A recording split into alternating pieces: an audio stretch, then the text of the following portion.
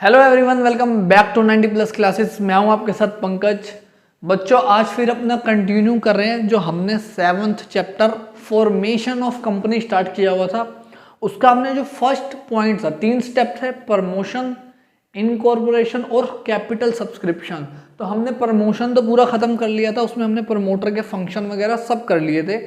आज हम कर रहे हैं इनकॉर्पोरेशन ऑफ कंपनी, की कंपनी कैसे बनती है। उसमें तो ये था कि प्रमोशन क्या काम, जो प्रमोटर होता है वो क्या काम करता कंपनी बनाने से पहले, उसको क्या क्या फॉर्मेलिटीज, क्या क्या डॉक्यूमेंटेशन पूरी करनी पड़ती है। लेकिन एक्चुअल में कंपनी कैसे बनती है वो आज हम यहाँ पे सीखेंगे।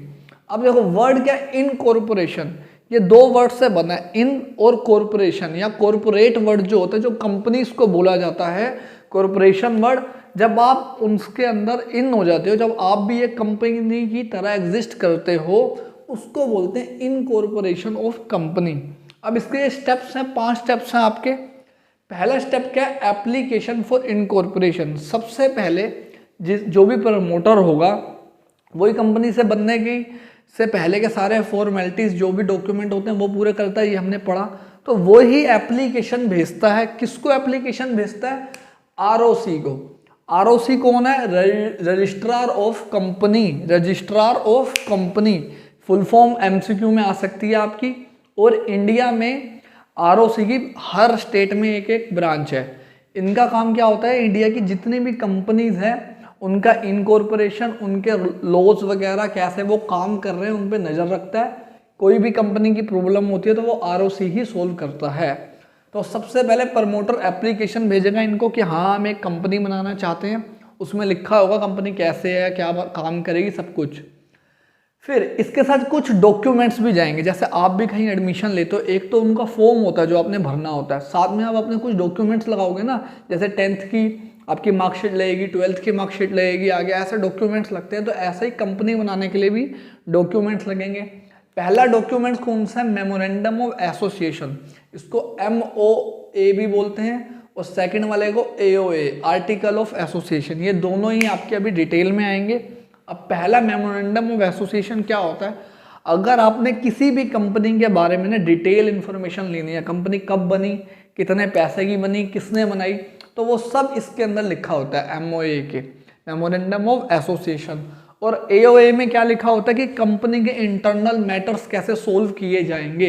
अगर कंपनी के कुछ अंदर प्रॉब्लम होती है वो कैसे सोल्व की जाएगी, वो आती है AOA में। ये सब पहले से ही डिसाइड कर लिया जाता है। तो ये दोनों डॉक्यूमेंट देंगे। इसके बाद statement of authorised capital. Authorised capital क्या होती है कि जब मैं कंपनी बना रहा हूँ तो मैक्सिमम मैं स्टार्टिंग में क्या प्लान करके बना रहा हूँ कि मैं कितना पैसा लगाऊंगा।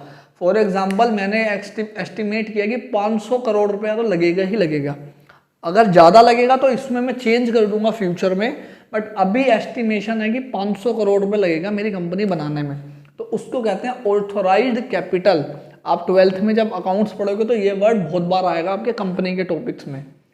इसके बाद कंसंट ऑफ प्रपोज डायरेक्टर। अब एक डायरेक्टर आपको पहले से बताना होता है कि कंपनी का कौन प्रपोज डायरेक्टर, आप किसको डायरेक्टर बनाओगे, जो भी फर्स्ट डायरेक्टर होता है तो उसके बारे में। और इसके साथ उस डायरेक्टर की बहुत सारी इन्फॉर्मेशन जाती है। क्या वो डायरेक्टर कहीं और भी किसी और कंपनी में डायरेक्टर तो नहीं है, उसका एड्रेस क्या है, उसके सिग्नेचर वगैरह, और एक डिक्लेरेशन जाती है उस डायरेक्टर की, हाँ कि मैं बनने के लिए रेडी हूँ। उसको बोलते हैं प्रपोज डायरेक्टर की कंसेंट मिली होनी चाहिए कि हाँ वो पर्सन रेडी है आपकी कंपनी चलाने के लिए। जब ये सारे डॉक्यूमेंट्स भी आपने दे दिए, इसके बाद आप पेमेंट करोगे। कोई भी डॉक्यूमेंट आप फाइल करते हो उसकी कुछ ना कुछ फीस होती है, पेमेंट होती है, तो वो पेमेंट भी आप फीस कर दोगे। रजिस्ट्रेशन। अब फिर आरओसी का काम होगा। आरओसी चेक करेगा कि ये जो आपके डॉक्यूमेंट है सही है या नहीं है, क्या जो आपने डायरेक्टर बनाया वो पर्सन ऐसा तो नहीं है जो किसी और कंपनी में पहले फ्रॉड करके आया है। जो भी आपने ऑब्जेक्टिव रखा, कोई जो आपका ऑब्जेक्टिव है कंपनी का वो इलीगल तो नहीं है, ऐसा काम तो नहीं कर रहे जो इलीगल है लॉ की नज़र में, तो वो सब चेक होगा।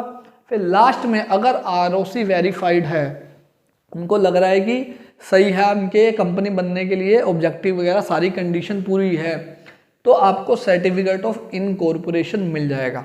जो सर्टिफिकेट मिलता है उसको बोलते हैं सर्टिफिकेट ऑफ इनकॉर्पोरेशन, कि हाँ अब आप लीगली एक कंपनी बन चुके हो, काम करने के लिए रेडी हो। ये था आपका इनकॉर्पोरेशन का पूरा प्रोसेस और टॉपिक। इसी के नीचे एक टॉपिक है जिसमें लिखा हुआ है effect of certificate of incorporation. अगर किसी कंपनी को सर्टिफिकेट मिल गया है इनकॉर्पोरेशन का तो आप उस कंपनी पे सवाल नहीं उठा सकते, आप उसको ऑब्जेक्ट नहीं कर सकते कि ये कंपनी बंद कैसे गई।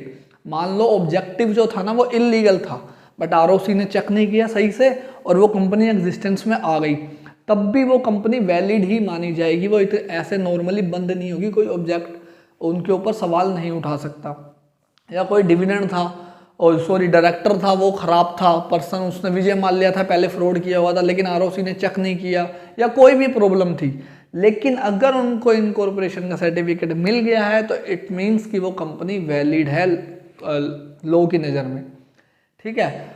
और एक पॉइंट और आता है, मान लो मैंने 6 जनवरी को अपने डॉक्यूमेंट सारे फाइल कर दिए थे कंपनी के आरओसी को, और मेरे को सर्टिफिकेट जो मिला है वो 9 जनवरी को मिला है। जो सर्टिफिकेट मिला है वो मिला है 9 जनवरी को। मेरी कंपनी कब से वैलिड मानी जाएगी? 6 जनवरी से। जब से मैंने डॉक्यूमेंट इशू कर दिए थे तब से ही आपकी कंपनी एग्जिस्टेंस में मानी जाती है, तब से नहीं जब से आपको सर्टिफिकेट मिला। ये बात याद रखना, केस स्टडी बन के ये आ सकती है। तो ये था छोटा सा टॉपिक बहुत। अब इसके बाद जो बचा है वो है कैपिटल सब्सक्रिप्शन की। जो कैपिटल मतलब जो पैसा लगा रही है कंपनी वो कैसे लगाएगी, उसके क्या स्टेप होते हैं, उसके भी एक अलग से प्रोसेस होता है पूरा, वो करेंगे नेक्स्ट वीडियो में। और एमओए और एओए के बीच में डिफरेंस, क्योंकि वो पेपर में आपका आता ही आता है, 4 मार्क्स का भी आता है, 6 मार्क्स का भी आता है। तो मिलते हैं बच्चों नेक्स्ट वीडियो में। Thank you everyone.